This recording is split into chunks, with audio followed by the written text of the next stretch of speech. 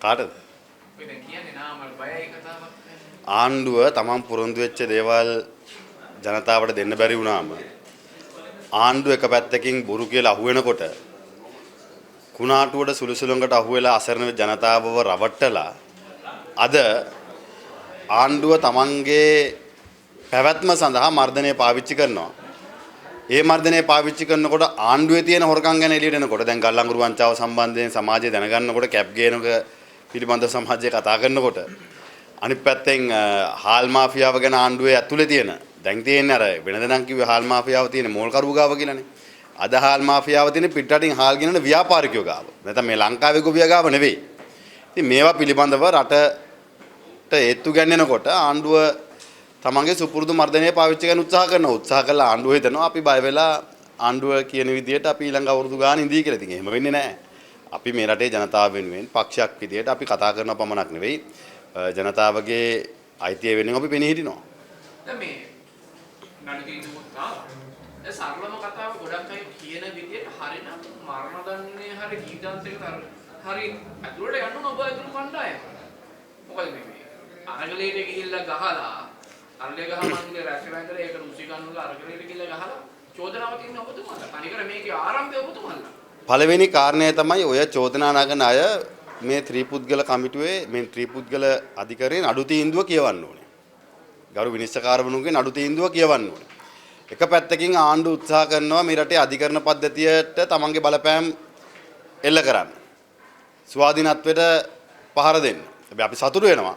ගරු අධිකරණයේ ගරු විනිශ්චයකාරවරුන් ස්වාධීනව මේ කරුණු කාරණා දිහා බලලා අතිකෝරාල මන්ත්‍රීතුමාගේ ජීවිතයට අතිකෝරාල මන්ත්‍රීතුමාට සාධාරණයක් ඉෂ්ට කිරීම පිළිබඳව.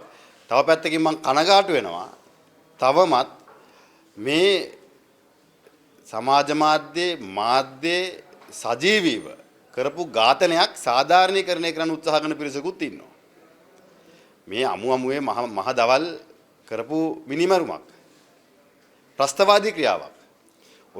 ඔය වගේම සිදුවීමක් අපිට මතකයි එක කාලයක පාකිස්තානයේ යම් කර්මාන්තශාලාවක් ආශ්‍රයෙන් සිද්ධ වුණා.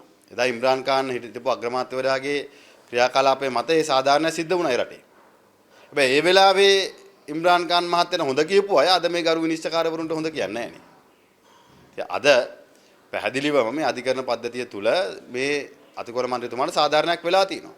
හැබැයි තව දුරටත් තමන්ගේ අයිතිය දිනා ගන්න මිනිහෙක් වුණත් මරන්න විනාශ කරන්න දේපොළ විනාශ කරන්න ජීවිත නැති කරනවා කියන එකත් සාධාරණීකරණය කරන පිරිසක් ඉතුරු වෙලා ඉන්නවා. ඉතින් ඒක හොඳයි 80ට 89ට ඒක අද ගැලපෙන්නේ නැහැ. ඉතින් ඕක තමයි අපි මුලින්දම කිව්වේ. මේ දරුව බිල්ලට තියලා උසිගන්වලා මේ රටේ තරුණ පරම්පරාව පාවිච්චි කරලා ඒ තරුණ පරම්පරාවේ කරමතෙන් ජීවිත අහිමි කරලා දේපොළ අහිමි කරලා ආණ්ඩු බලය ලබාගත්තු අය අද මහදවල් මිනිමරුමක් සාධාරණීකරණය කරන්න උත්සාහ කරනවා. ඉතින් ආණ්ඩුව කළ යුත්තේ මේක සාධාරණීකරණය කිරීම නෙවෙයි. ආණ්ඩුව කළ යුත්තේ තවත් මෙවැනි දේවල් වලට තරුණයෝ පාවිච්චි නොකර තමන්ගේ දේශපාලන පක්ෂ ඉතිහාසය ගත්තම 80 ගණන් වල ඉඳන් මේ පක්ෂය කරලා තියෙන්නේ තරුණයන්ගේ ජීවිත පාවිච්චි කරලා තමන්ගේ දේශපාලන අරමුණු ඉටු කරගත්තු එක. ඉතින් මේ වෙලාවේ කරෙත් එහෙම දෙයක්. මේ වෙලාවේ කරෙත් අරගලේ මුවාවෙන් තමන්ගේ